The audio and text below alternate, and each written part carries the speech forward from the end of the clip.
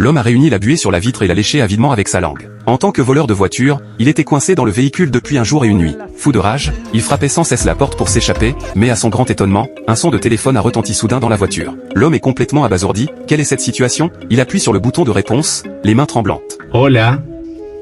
Buen día. Me presento, soy el doctor Enrique Ferrari. Inattendu, c'est le propriétaire de la voiture qui est au bout du fil. Celui-ci lui explique clairement que sa voiture a été volée à plusieurs reprises. Pour punir ses voleurs, il l'a totalement modifiée. Une fois à l'intérieur, impossible de sortir sain et sauf. ¡Hola! Te voy a denunciar, hijo de puta.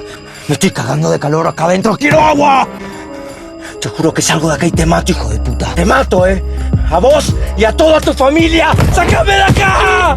L'homme n'a pas eu le temps de lancer des menaces que l'appel est coupé net. Immédiatement après, les évaporateurs ont commencé à souffler un air froid. L'homme se précipite devant, profitant avidement de cette fraîcheur. Mais en un instant, la vitesse du vent est passée au maximum automatiquement. Il essaie de tourner le bouton pour régler, mais il ne peut rien contrôler. En peu de temps, il frissonne de froid, les dents claquant. Il délie précipitamment le vêtement qui bande sa blessure pour le remettre, puis place les tapis de sol devant les évaporateurs, espérant se réchauffer un peu. Mais c'est inutile, même après avoir bouché tous les orifices avec des journaux, il continue de grelotter dans la voiture. Alors qu'il est au bord de la mort par hypothermie, le téléphone retentit à nouveau sur l'écran central. L'homme, qui se battrait pour sa vie, se redresse avec peine et appuie sur le bouton de réponse.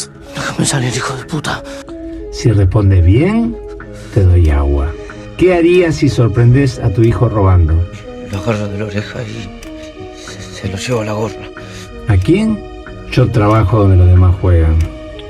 Il pensait avoir cédé, mais le propriétaire n'avait aucune intention de le laisser partir. Au moment où il est sur le point de craquer, une voiture de police défile devant lui. L'homme, comme quelqu'un qui voit un bout de paille dans la mer, crie sans cesse pour demander de l'aide aux policiers en dehors. Mais malheureusement, ceux-ci ne peuvent pas entendre le moindre son depuis l'intérieur. Ils collent une contravention pour stationnement abusif sur le pare-brise, puis s'en vont, la tête haute. Le temps passe vite, et le lendemain arrive. Le voleur coincé dans la voiture n'avait pas mangé depuis 2 jours et 2 nuits. Terriblement affamé, il déchire une page d'un livre et la mastique avidement. Mais ce qui l'attend ensuite, c'est une réalité encore plus cruelle.